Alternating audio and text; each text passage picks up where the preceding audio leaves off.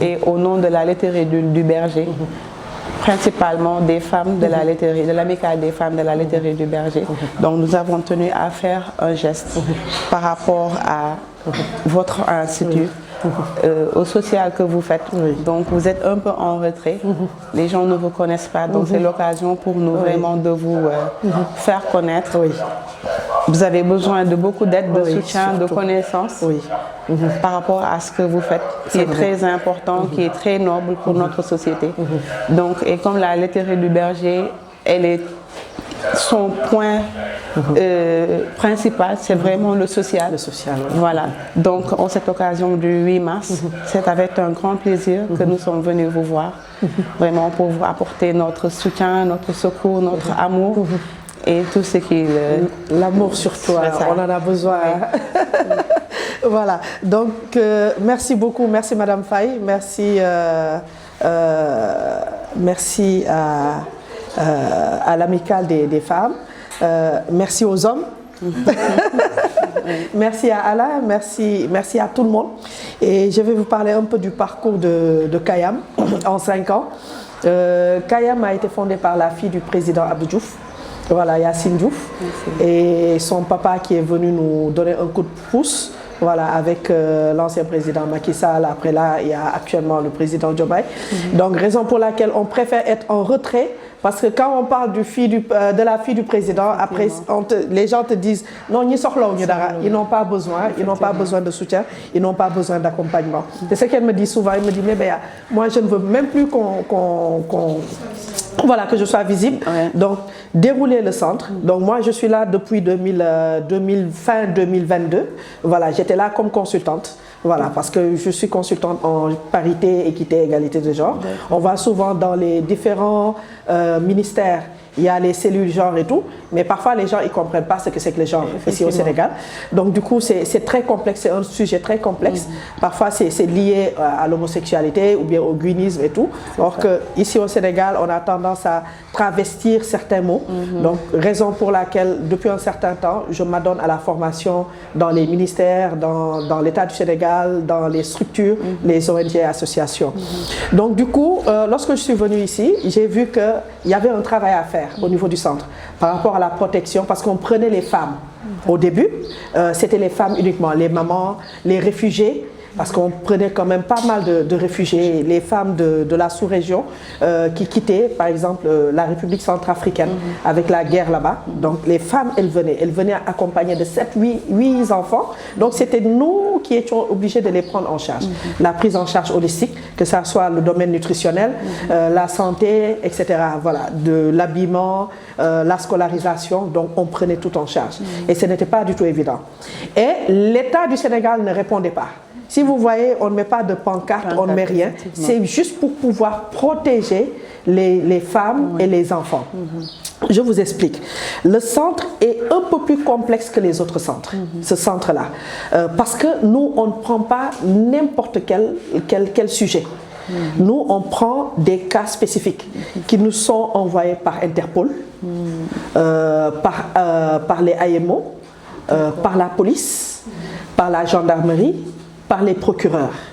Donc c'est des cas vraiment spécifiques, des cas particuliers, et raison pour laquelle on est fermé, on est un peu fermé. Vous comprenez? Donc raison pour laquelle on ne préfère pas avoir trop de visibilité. Si on nous connaît aujourd'hui, c'est à cause de la police. Si on connaît Madame Badiane, c'est le commissaire qui appelle, ou bien le commissaire central de la police centrale qui appelle. Allô Madame Badiane, nous l'avons indil cas. En général, ici, à partir de 20h, 21h ou bien minuit, c'est la gendarmerie de la zone franche qui vient sillonner, qui sillonne, parce que souvent, il y a des femmes qui demandent de l'aide, or que c'est des repris de justice. Donc on préfère ne pas prendre des cas sans pour autant analyser. Donc ça, c'est mon travail, sans pour autant savoir c'est quoi le problème exactement. Donc ici, on prend les filles qui ont été violées, il y en a en haut, par leur propre père, par le frère du père, par le cousin du père, des filles mineures de 13 ans, d'accord, violées, qui sont là, qui ont des problèmes maintenant chroniques sexuels. Maintenant, elles vont grandir avec ça. Problèmes chroniques sexuels, addiction sexuelle. on ne peut pas les laisser dehors. Nous, notre devoir, c'est de les encadrer. Et nous, on fait de telle sorte qu'il n'y ait pas trop de visiteurs. Parce qu'il se pourrait qu'il y ait quelqu'un qui vient visiter et il s'avère que une de ses parentes est là. Donc nous, on est obligé de protéger. Pendant ce temps, le bourreau est en prison. Les bourreaux sont en prison. Donc ça, ces cas-là, nous, on les prend. Elles grandissent ici, elles ont fait 5 ans, 6 ans, elles ont été rejetées par leur famille. Parce que c'est les familles qui te disent, il ne faut pas que ça s'ébruite. Si c'est le papa qui t'a violé, c'est la société sénégalaise. Donc nous, on ne fait pas de nëpp-nëppal. Nous, on prend l'enfant, le reste, c'est la justice qui gère. On a des cas où l'enfant bat ses parents. C'est l'enfant qui bat sa mère, qui bat sa grand-mère. Maintenant, au lieu d'amener l'enfant à former en prison mineur, maintenant c'est à nous d'assurer l'éducation. C'est à nous de corser l'éducation. Ici, on ne tape pas, mais on éduque. On éduque à travers les activités génératrices de revenus, à travers les formations, à travers d'autres activités qui leur permettent de changer, d'avoir une nouvelle vision. Le leadership, le développement personnel, l'estime de soi, voilà, pour qu'elles puissent changer, pour qu'elles grandissent en esprit et en sagesse. Parce que c'est très important dans la société. On voit, il y a des femmes, des réfugiés politiques. Nous, on a reçu des réfugiés politiques, des anciennes ministres. Maman Aïcha, et il y a l'autre maman là qui a été envoyée par le HCR, qui est partie. Maintenant, elle traîne à Saint-Joseph, à l'église, maman Alice. Voilà, ancienne ministre en République centrafricaine. Voilà, maintenant elle traîne. Elles ne veulent pas rester. Parce que vous savez, ici, la prise en charge est jusqu'à 6 mois. Si elles veulent rester, elles restent. Si elles ne veulent pas, si elles sont majeures, elles partent. Mais les mineurs, nous, on se doit de les protéger. Nous avons aussi des cas où la fille est vendue par le père. La fille est vendue aux abords des Almadies. La fille est vendue par le père. Donc, le papa vend la fille à ses copains, quinquagénaires. Voilà. Maintenant, la fille, là, elle peut vous dire, ça, c'est du clone Campbell de qualité. Ou ça, c'est de l'alcool de qualité, ou bien si ce n'est pas de qualité. Parce qu'elle a grandi dans ça. Elle a grandi dans les bars. Elle a grandi dans les gargotes. Elle a grandi, voilà, vendue par son père. On voit, il y a un cas, en fait, il y a d'autres filles qui sont parties de l'autre côté, aux Almadies, voilà, parce qu'on a une activité là-bas d'exposition. Donc, elles font des perles, des sacs en perles, des chaussures en perles, des chemins de table, ensemble, salon en perles et tout. Cette fille, le papa, il regarde les films pornographiques. Je dis ça, hein, il regarde dans une même chambre avec sa maman, c'est la précarité qui amène ça. Dans une même chambre avec sa maman, avec la fille, l'aîné a pris la fuite, donc c'est la fille qui était là-bas, le papa et la maman. Ils passent la nuit dans une même chambre. Après, le papa, il met un film pornographique. Il regarde devant, par force, hein, tout le monde regarde dans la chambre. C'est-à-dire la maman et la fille mineures. Tout le monde regarde. Au milieu de l'épisode, il utilise la maman. Il utilise la maman devant sa fille. Après, il utilise la fille devant la maman. Ça existe. Les faits divers là. Parfois maintenant c'est Zik FM, comme on travaille avec la Sen TV, c'est Zik FM qui nous envoie ces faits divers là. Ça existe. Et c'est ce que nous avons ici. Les gens ils te disent non, paraît-il que c'est-à-dire que nous on n'est pas dans ces paraît-il. Nous on voit. Nous on est là. H24 on est là. Par rapport à ces situations. Et lorsqu'on récupère ces filles-là, c'est nous qui prenons en charge la nourriture, parce qu'il n'y a pas de source de revenus. D'où, nous, notre politique, c'était d'ouvrir une boutique, un magasin où les filles, elles font leur production, après elles vont mettre dans la boutique, on va vendre. Mais malheureusement, c'est un peu compliqué, on attend les partenaires. Donc, c'est ce que nous avons. Moi, je suis professeur dans les universités. On prend le salaire parce qu'elles font partie de notre famille maintenant. Elles ne peuvent plus rentrer. Elles sont rejetées de la société. Parce que les camps, dira-t-on, au Sénégal maintenant vous avez vu actuellement les sujets d'actualité, la santé mentale. Tu pars là-bas, on te juge, on te critique, on te stigmatise, on te met de côté. parce que yow yaa tax suñu papa dugg kaso.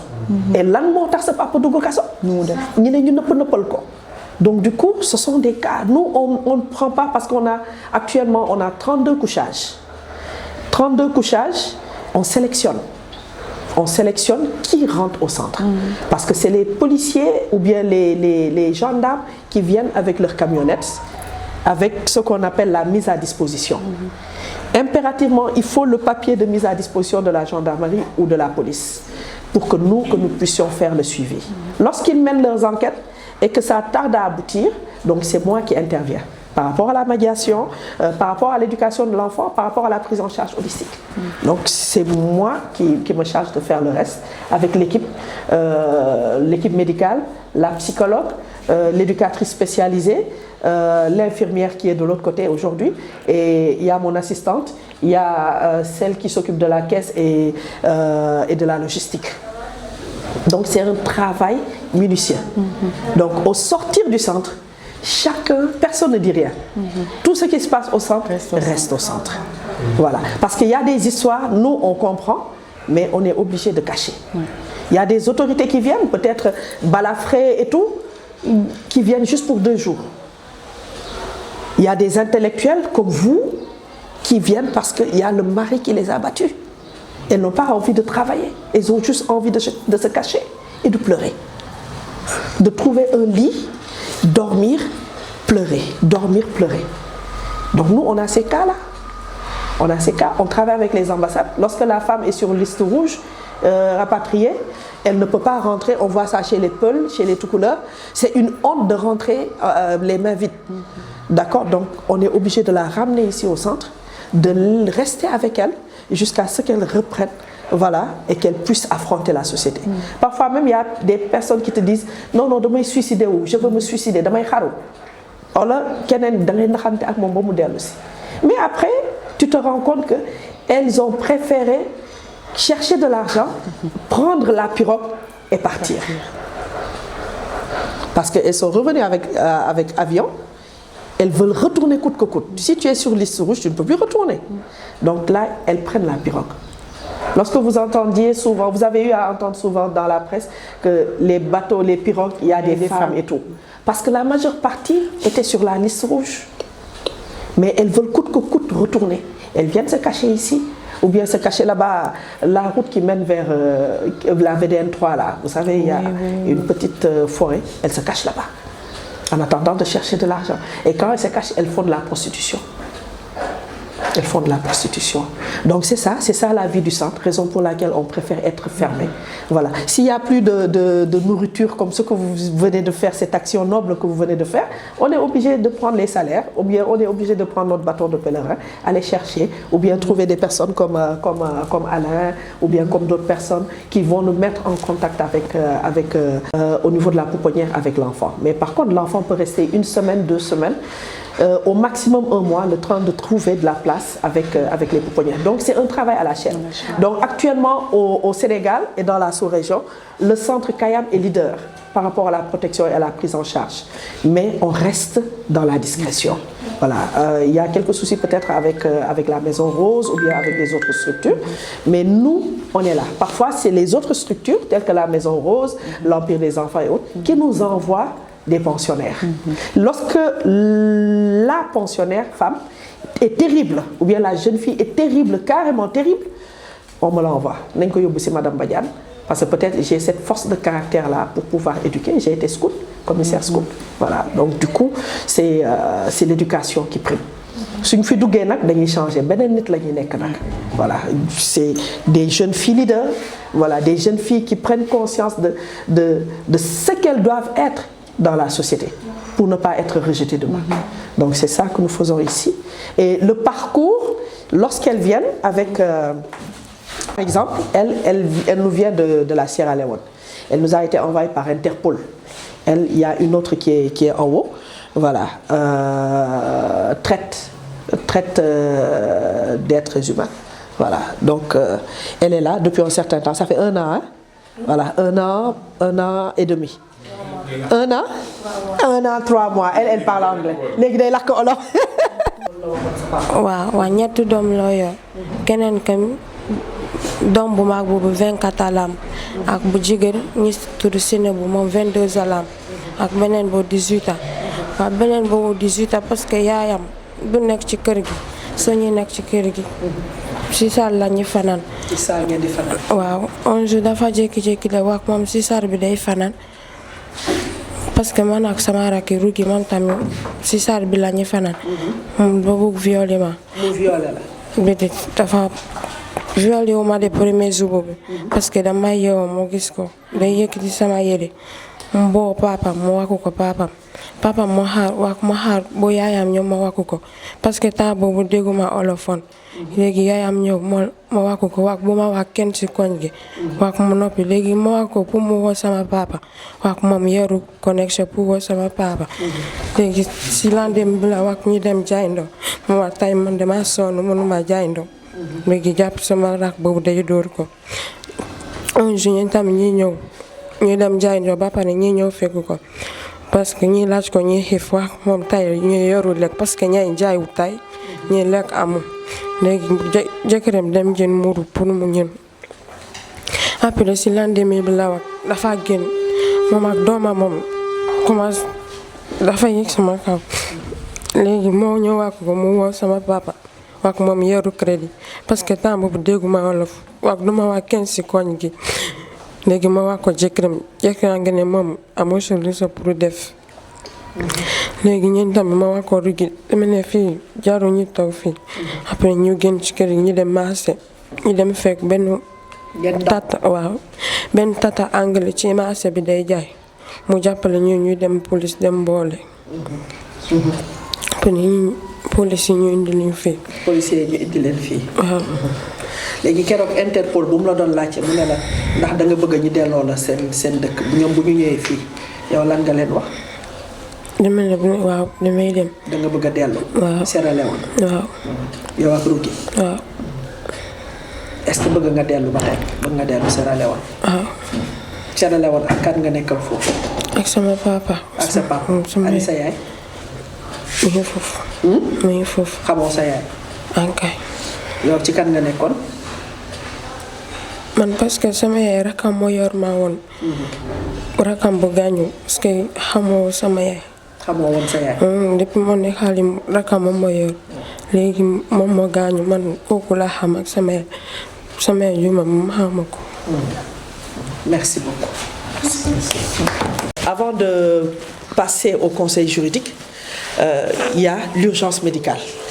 L'urgence médicale est prioritaire ici au centre. Dès qu'elles arrivent, c'est juste les sages-femmes qui prennent en charge pour voir si elle n'a pas, il y a les tests rapides, elle n'a pas de VIH ou de comment ça s'appelle encore, de tuberculose ou bien d'hépatite. Voilà, ce sont les 3 tests rapides que nous faisons avec les victimes. Voilà, si elles viennent tachées de sang et tout, donc là elles sont directement acheminées au niveau de la salle des salles de bain. Voilà, elles prennent leur douche, l'eau chaude, parce que nous avons eu le soutien du PASNEC, voilà, avec les panneaux solaires pour pouvoir bénéficier d'eau chaude pour les victimes. Voilà, elles viennent souvent, on a un cas, maintenant elle est bien portante. Voilà, lorsqu'elle venait ici, elle ne pouvait pas marcher. C'est la police de Mbao, de l'autre côté, qui nous a interpellés, parce que sa tante, elle est vendeuse de attiéké. C'est pas sa tante, c'est sa grand-mère. Elle est vendeuse de attiéké. Donc, lorsque l'enfant refuse, par exemple, de faire certaines commissions, elle bat l'enfant. Elle prend la sauce, la marinade d'attiéké, bon, elle met sur les parties intimes de l'enfant. Oui, ça existe. Elle met sur la partie intime de l'enfant. Après, lorsque les gens viennent, elle dit il faut deuguer bop. Et ici au Sénégal, en Afrique, on te dit Khaledou Netali. Khaledou Netali, on a été victime de ça. Après toi, étant enfant, tu veux raconter, on te dit Khaledou Netali. Or que si elle avait dit, peut-être elle allait être sauvée. Donc du coup, tante Guy, ça a été, après c'était devenu récurrent. Qu'est-ce qu'elle faisait maintenant?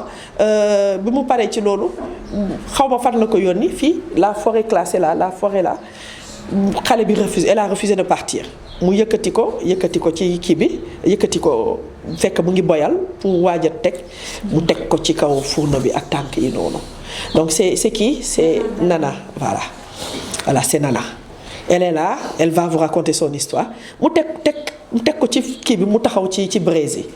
Donc lorsqu'elle venait ici après hôpital, tout le monde était dehors, les gens là, c'était compliqué. Après on avait incarcéré la grand-mère.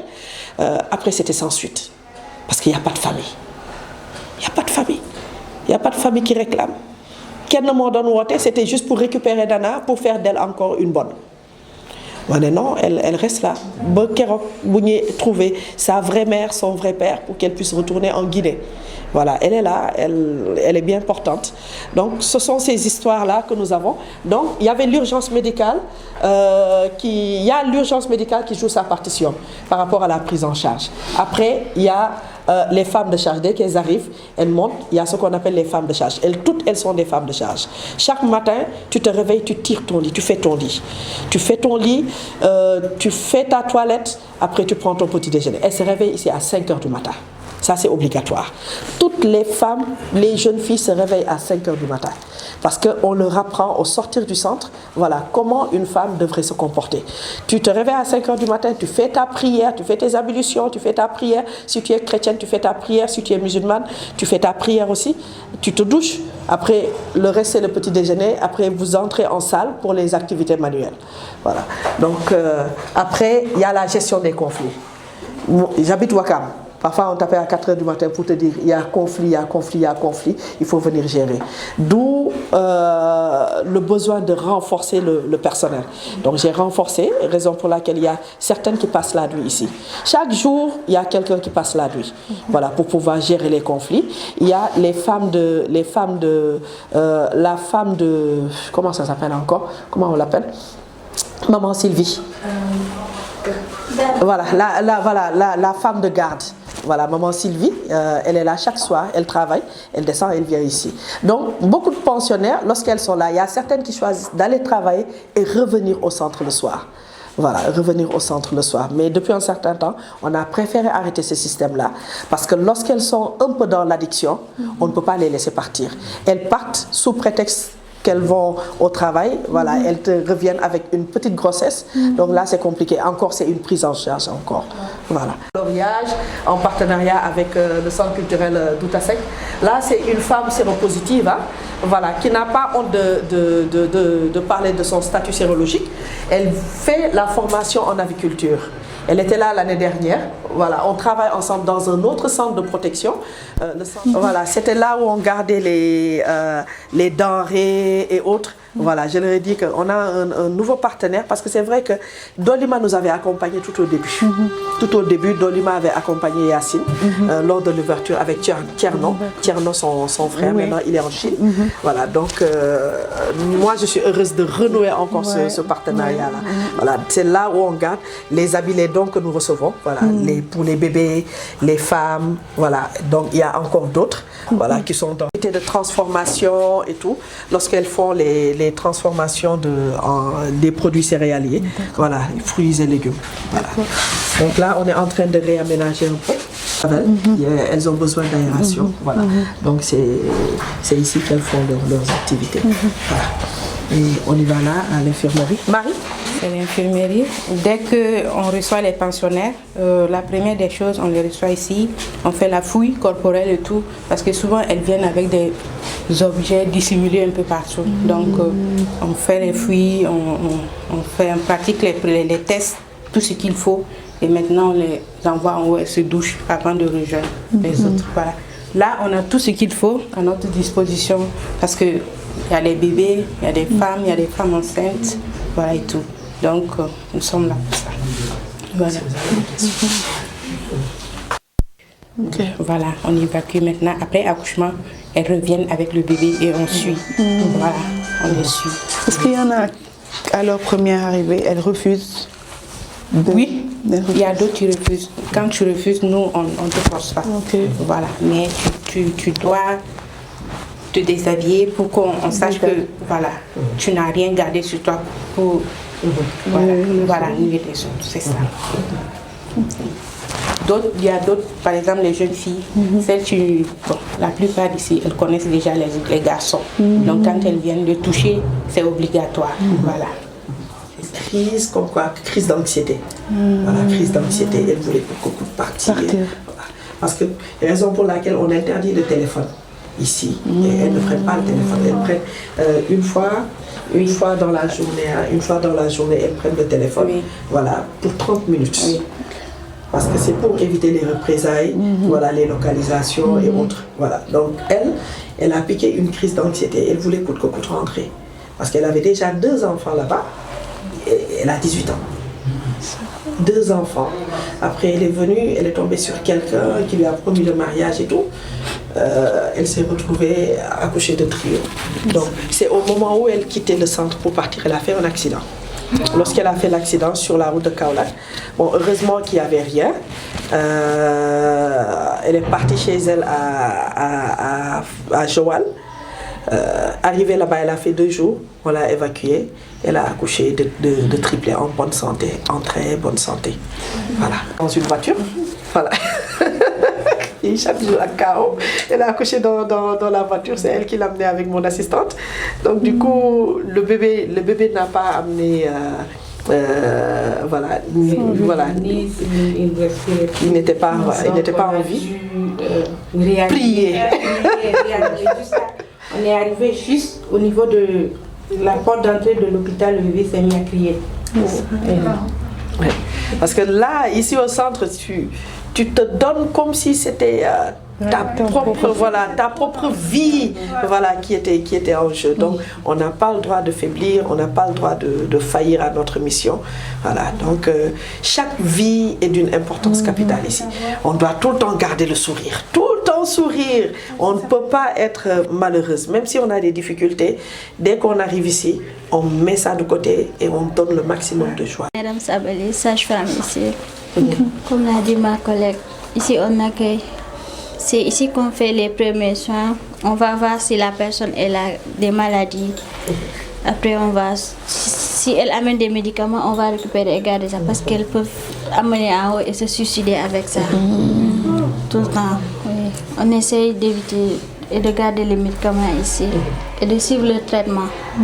C'est comme ça. On a eu plusieurs tentatives de suicide. Voilà, elle a pris les médicaments, elle a dit demain pareil, j'ai terminé, je prends demain bon, j'ai appelé le procureur. Elle a quel âge? Elle a 24 ans. D'accord. Mais je prends les médicaments, elle a refusé. Ma ne ko dangay xaru tey mu ne ma non su ma xaruwee sama doom. En fait c'était ça. Voilà, c'était ça. Su ma xaruwee sama doom nu muy def ma ne ko kon xam nga ne tu as des enfants, tu dois t'occuper de tes enfants. Donc fii bu la góor jaral nga xam. Parce que si vous regardez tout ça, c'est les hommes qui sont derrière. Pare naa. damay ñibbi wala amul kenn ku nekk ak man. Voilà, c'est et les bagarres aussi hein, entre femmes. Cette chambre-là, c'est l'histoire de maman Aïcha. Ici, c'est maman Aïcha, je pense qu'elle était là. Ses enfants, tous ses enfants avaient occupé les places. Voilà, c'était compliqué avec elle parce qu'elle a chopé le VIH à la frontière entre le Sénégal et le Mali. C'est là-bas où elle a pris le VIH. Elle a été violée par les gardes. Voilà, pour ne pas parler de la police. Voilà. Donc du coup, elle a été refoulée à maintes reprises parce qu'elle a quitté la République centrafricaine avec ses enfants. Les 2 ont été massacrés devant elle. Son mari a été égorgé. Donc elle, voilà, les autres ont été massacrés et tirés à bout portant. Voilà. Donc elle a fui avec le reste. Elle a tout fait pour venir retrouver le HCR. Voilà, parce qu'elle voulait partir en Belgique. Mais il faut qu'elle passe par le Sénégal d'abord. lorsqu'elle est venue ici, c'était très compliqué avec elle parce que maman Aïcha dormait sous l'arbre, le nimier, nim, Boudolima. Wakam. Elle dormait là-bas, elle mettait les cartons, peut-être il y a 3 ans, sur l'Enfatiliko, en période pluviale. Il y avait une maman qui était là-bas avec 4 enfants. Su nelawul foofu seen wet bi noonu mooy juste après Dolima am na benn kër foofu noonu. Après il y avait la banque. oui Baobab. Foofu la doon toog léegi su tawee taw bi su bëriwee foofu mu ñëw toog ci banque bi Ecobank. xam nga Ecobank am na garabu niim foofu. Elle mettait les cartons. Elle s'asseyait là-bas sous la pluie. Maman Aïcha, elle a vécu ça au Sénégal. Parce qu'à chaque fois, lorsqu'elle parlait de HCR, elle part là-bas, on la refoule. Elle part, on la refoule. Et normalement, paraît-il que dans cette organisation, chaque réfugié a un quota. Mais bon, ça n'a pas été tenu en compte. Elle a refusé de retourner au pays. Elle a préféré rester au Sénégal. Là, actuellement, elle a été soutenue par la Caritas. Comme je travaille avec la Caritas, un système d'accompagnement pour pouvoir trouver un logement. Elle a fait ses activités ici. Maintenant, elle gagne bien sa vie avec les perles. Malheureusement, mais je viendrai à Dolima pour vous montrer ce qu'elles ont fait avec les perles, ce qu'elles font avec les perles et tout. Elle gagne très bien sa vie avec le VIH. Voilà, elle prend ses ARV tranquillement, mais elle est dans un jardin d'enfants où elle s'occupe des enfants. Voilà, elle s'occupe des enfants, mais elle ne touche pas. Elle s'occupe, voilà, pour éviter les contacts et tout. Voilà, elle fait ses activités en perles. Voilà, vraiment, Fof Mom, c'est une belle histoire. Voilà. Parfois, ils sont là avec leurs bébés, leurs nourrissons et tout. Les berceaux sont en haut, la crèche est en haut. Voilà. C'est pas évident. C'est pas évident. C'est pas évident. C'est pas évident. Ouais. On y va, la 3e chambre. La solitude. Nous, on a tellement pleuré que finalement, voilà, c'est devenu une routine. Tes enfants, tes propres enfants, qu'est-ce qu'ils vont devenir? Et les problèmes là, on ne peut pas les trimballer tout le temps à la maison. On est obligé de protéger encore beaucoup plus nos enfants. Parce que ce qui se passe ici avec les jeunes, les mineurs, chaque fois lorsque ton enfant descend de l'école, tu regardes. J'ai une fille et 2 garçons. Pour les garçons, je dis, est-ce qu'on n'a pas touché ton derrière? Il ne faut pas qu'on touche ton derrière. Il ne faut pas qu'on te touche. Ma fille, à chaque fois, heureusement qu'elle est grande, elle est à l'université, mais chaque fois, tu es obligé tout le temps de parler. Fais attention, fais attention, fais attention. Voilà. Le travail là, en fait, ça te donne encore beaucoup plus de courage de t'engager dans la vie sociétale. Voilà. Et d'avoir l'œil ouvert par rapport à certaines choses qui se passent autour de nous.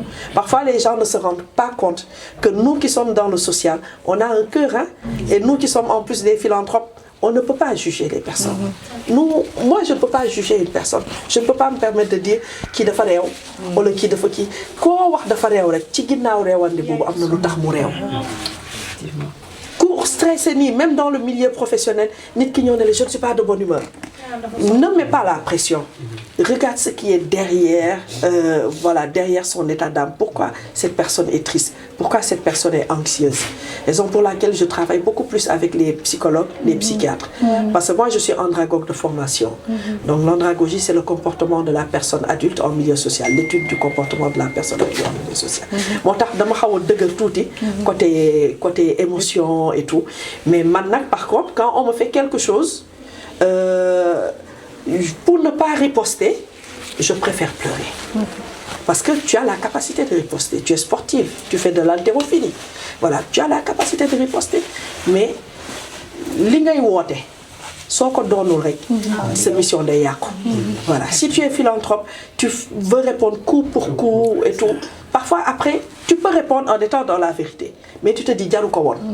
Bayil mu dem et Dieu fera justice. Ceux qui écoutent, ceux qui voient les actions et autres, est-ce que c'est évident pour eux de faire fi de tout ce qu'ils entendent? Oui, en fait, au début, c'était compliqué pour elles. Mais à chaque fois, lorsqu'il y a des cas, raison pour laquelle les mercredis, tout le monde est là, tout le personnel est là. Vous savez, il y a des jours où une vient, l'autre reste, c'est les jours de repos. Mais je me suis arrangée de telle sorte que les mercredis, tout le personnel est là. Elle ne le fait pas, moi je le fais, les autres le font, mais elle est spécialiste dans ça. Comment parler aux femmes, comment les encourager et ne pas les juger. Surtout ça, nous on interdit de juger une pensionnaire, même si elles sont terribles. Hein. On te dit qu'il faut de après on te dit Madame Badiane, après c'est là, lorsque tu discutes avec la fille, tu sens nettement qu'elle te dit dama bëgg ñibbi. Dootuma defaat lu ma defoon. Dootuma jaaraat fu ma jaaxoon dama bëgg gis sama yaay. Mais si la maman derrière elle te dit que bëggatuma gis sama doom, comment tu dois lui faire comprendre que tu dois attendre encore ba médiation bi normale pour yow nga delluwaat gis sa yaay. Maintenant c'est à nous de convaincre la maman ou le papa pour qu'ils puissent laisser la fille revenir en famille. Parfois les parents ils se désengagent. Hein? Quand tu les appelles pour leur dire venez car c'est ce dom. Non, il y a des filles qui sont là depuis des années. Les parents ne sont pas venus. Sont les nouveaux téléphone, ils te disent ah Madame Badiane, nous ici jàmm rek ñu ngi ci jàmm. Jëlal ma may la. Oui, j'ai des cas jëlal ma may la en pagaille. Jëlal ma may la boobu noonu. Comment je vais faire? Mënoo leen bàyyi noonu. Lorsqu'il y a rupture de nourriture, da ngay dem jël sa poche nga jox leen. Su ñu ñëwee collé la ñu ne la maman ñu topp sa kaw nii. Non, tu sens vraiment ton cœur déchiré. C'est ça. C'est notre vie. C'est notre vie. Lorsqu'il y a affection entre nous et le bébé, lorsque les AMO viennent te dire finalement on a trouvé de la place à la crèche à Thiès, à la pouponnière à Thiès ou bien à Saint-Joseph, après ça te fend le cœur parce que c'est un bébé que tout le monde aime. Il y a l'histoire du petit Arona. Sa maman l'a mise au monde après mu ne la bëgguma. Carrément, parce que son mari est un modou. Il a vécu plus d'une dizaine d'années en Europe. Ils se sont mariés, mais à distance. La femme est restée là, elle est allée faire un enfant avec un marabout. Voilà, voilà, elle a appelé son mari, elle lui a dit que ils n'ont pas consommé leur mariage. Dieu dit pas de problème, on laisse l'enfant. Le mari a fait les papiers rapidement, elle est partie en Italie. Le bébé, bi mu accouché ñu ne ko doo xool sax sa bébé doo ko téye sax baax na. ñu jël am na ça existe. Pour les filles, voilà. Donc là c'est le personnel. Voilà. Leur cuisine voilà, elle-même, parce que c'est une maison de femmes. Il faut qu'elles apprennent aussi à être des femmes. Au début, on avait une cuisinière, mais après j'ai dit non. Elles-mêmes, elles n'ont qu'à préparer leur repas.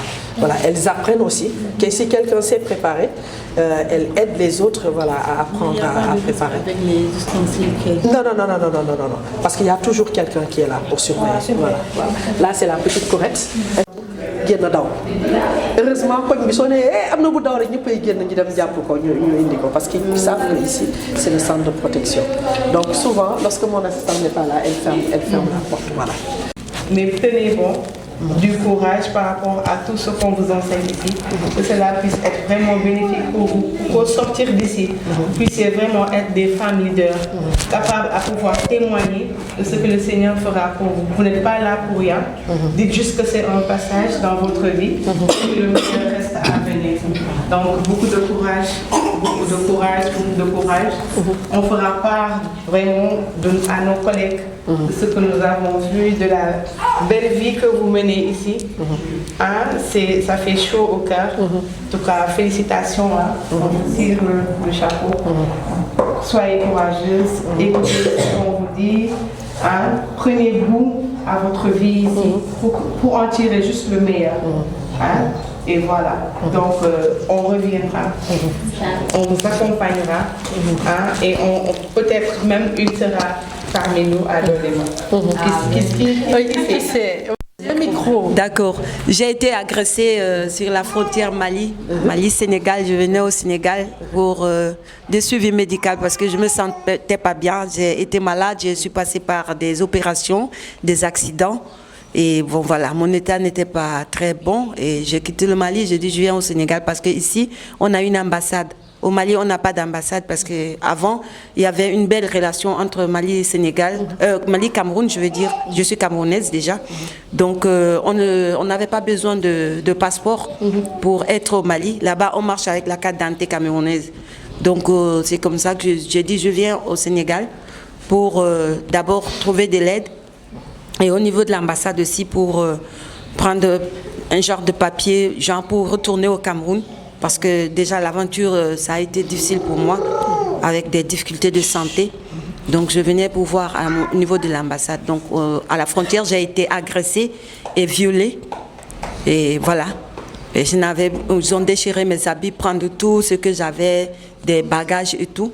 Je n'avais plus rien. J'ai trouvé un garçon, quelque part, j'étais avec des habits déchirés. Je lui ai expliqué mon problème. C'est lui qui m'a donné quelques vêtements pour que je me mette dessus. Et puis je suis venue au niveau de l'ambassade pour demander un rapatriement genre humanitaire. Et l'ambassade ne peut pas m'aider. Je n'ai pas été aidée par l'ambassade. Donc je dormais au coin de la rue parce que je connaissais personne ici. Je connaissais personne. Je connaissais. Voilà. Donc c'est comme ça que je suis quittée. Je dormais là. Je ne connais pas Dakar déjà. Je suis arrivée au niveau de mon ambassade là. Le quartier s'appelle le Plateau, on m'a expliqué. Il y a la présidence à côté. Donc c'est un gardien qui m'a aidée. Je n'étais pas en très bon état et je mendiais pour manger. Je mendiais les gens qui passaient, je leur disais que je suis étrangère, je n'ai personne.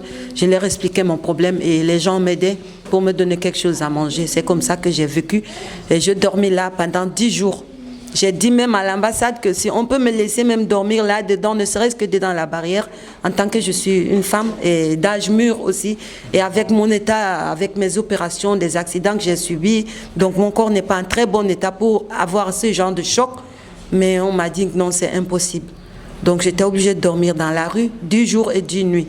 Donc le 10e jour, le patron, le propriétaire de l'immeuble est venu. Comme c'est des Européens qui habitent là-bas et tout, il a trouvé que bon, peut-être j'étais trop sale. Il se disait que je suis peut-être une folle parce que je ne pouvais pas même me laver. Il y a une fois sur deux, je pouvais me laver là à l'hôpital principal au niveau de la gendarmerie. Je leur suppliais que je suis sale et tout. On me laissait laver, mais sinon, si c'est impossible, je reste sans me laver, sans me doucher. Donc c'est comme ça que le propriétaire est venu dire que je dois dégager. Je n'avais pas où aller. Je suis arrivée au niveau de l'ambassade, j'ai expliqué à un monsieur qui était venu aussi là pour ses papiers, pour retourner au Cameroun. Et c'est lui qui m'a parlé de Caritas. Et je suis arrivée à Caritas. Caritas m'a ouvert les bras, mais ils m'ont dit qu'ils sont dans l'impossibilité de m'héberger. Voilà, donc c'est comme ça qu'ils ont fait appel à Kayam. La merveilleuse Kayam. Donc ils ont fait appel à Kayam et Caritas m'a payé le transport vraiment. Ils m'ont même donné de quoi manger. Vraiment, c'était merveilleux. C'était un accueil bien. La sœur Joséphine avec Fabiola, la jeune Fabiola, voilà, qui m'ont bien accueilli. Que Dieu les bénisse. Amen. Et voilà. C'est là qu'elles m'ont conduit à Kayam. Elles m'ont donné tous les numéros, donné tout pour le transport, tout. Je suis arrivée à Kayam et j'ai eu les bras ouverts de Kayam. Donc aujourd'hui, actuellement, je dis je suis kayamoise. Si je suis là pour 1 minute, si je suis là pour 1 an, si je suis là pour 1 jour, jusqu'à ce que mon problème se résolve pour que je puisse aller au pays. Je remercie Kayam. C'est ma mère actuelle. Kayam est ma maman. Et j'espère que Kayam va grandir. C'est mon rêve, ma volonté profonde du profond de mon cœur. Que Kayam grandisse, qu'il ait des branches, un grand arbre qui a des branches, qui tend dans le monde entier pour aider les gens. Parce que les gens ont besoin d'aide. C'est pas seulement moi, c'est pas seulement celles qui sont assises là. Il y a beaucoup de gens qui ont besoin d'aide. Il y a les gens qui ont besoin d'aide. Il y a des gens qui sont désespérés, qui sont dans des situations vraiment les plus périlleuses. Ils vivent au risque et péril de leur vie et il n'y a personne pour leur tendre la main. Je bénis Kayam et que Kayam grandisse et qu'il ait des partenariats partout dans le monde pour aider. Qu'elle soit cette mère-là qui est le berceau de l'humanité, en fait, pas seulement le berceau de notre quartier ici ou du Sénégal, mais qu'elle soit un berceau dans l'humanité. C'est mon désir profond que le Seigneur, qu'il le fasse. Amen. Et que Dieu bénisse Kayam, que Dieu vous bénisse à Dolima aussi pour ce que vous avez fait pour nous. Cette association, en fait, cette société qui s'est intéressée à notre cas. Que Dieu bénisse Dolima, que Dolima soit aussi une nourricière dans le monde entier. Amen, amen, Par amen, la grâce du Seigneur, au nom de Jésus-Christ. Et merci beaucoup. Elle se relèvera, même les mains tremblantes. Elle retrouvera la lumière éclatante. Elle effacera ses cris, ses coups, ses chaînes, et laissera derrière elle toutes ses peines. Elle se relèvera, plus forte que jamais, et plus jamais. Chaque pas vers la porte est une victoire. Elle ferme les yeux et réécrit son histoire.